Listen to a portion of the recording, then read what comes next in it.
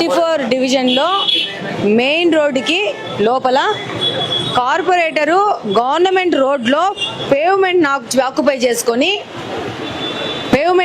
చేసుకొని రూములు కట్టుకొని ఉన్నాడు. ఈయన పేరు అక్బర్ అంట. ఈయన 34 డివిజన్లో కార్పొరేటర్గా గెలిచినాడంట. గవర్నమెంట్ నుంచి జీతాలు తీసుకుంటూ వీళ్ళని కార్పొరేటర్గా గెలిచింది.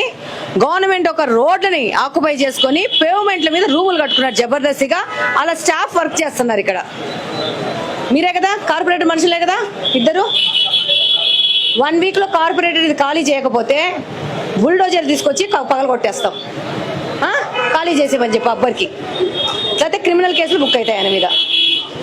డెఫినెట్గా వీళ్ళ మీద క్రిమినల్ కేసు బుక్ చేయాల్సిన అవసరం ఉంది. కార్పొరేటర్ హోదాలో ఇలా వచ్చి సమాజాన్ని మొత్తం తినేస్తున్నారు వీళ్ళు. చిన్నోళ్ళు బీదోళ్ళు ఎక్కడన్నా వాళ్ళకున్న సొంత స్థలాల్లో ఇల్లులు కట్టుకుంటే ఏమాత్రమైన డీవియేషన్స్ పోతే రోడ్డు వచ్చి వాళ్ళ ఇళ్లను కూల్చేస్తారు. ఒక బాధ్యతాయుతమైన పోస్ట్లో ఉండి ఒక కార్పొరేటర్గా గెలిచి కార్పొరేటర్ రోడ్డు మీద షెడ్లు వేసేసుకొని పర్మనెంట్ ఆఫీస్ పెట్టేసుకున్నాడు. ఇది 5 ఏళ్ల నుంచి వైఎస్ఆర్సీపీ గవర్నమెంట్ లో గెలిచిన కార్పొరేటర్ పరిస్థితి.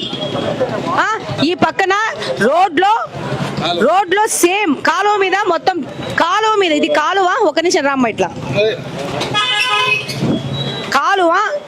కాలువను మూసేసేసి కాలువ పక్కన ఉన్న పేవ్మెంట్ మీద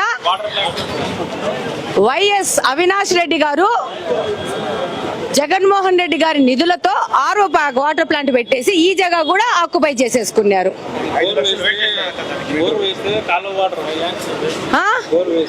ఇలా ప్రజాధనం దుర్వినియోగం చేయడం ఒక విషయము. అసలు రోడ్లను ఆక్యుపై చేసే హక్కు ఎవరిచ్చినారు వీళ్ళకి? కాలువను రోడ్లో తీసుకొచ్చేసేసి వీళ్ళ రూములు కట్టుకోవడానికి కాలువలు కూడా జరిపేసుకున్నారు.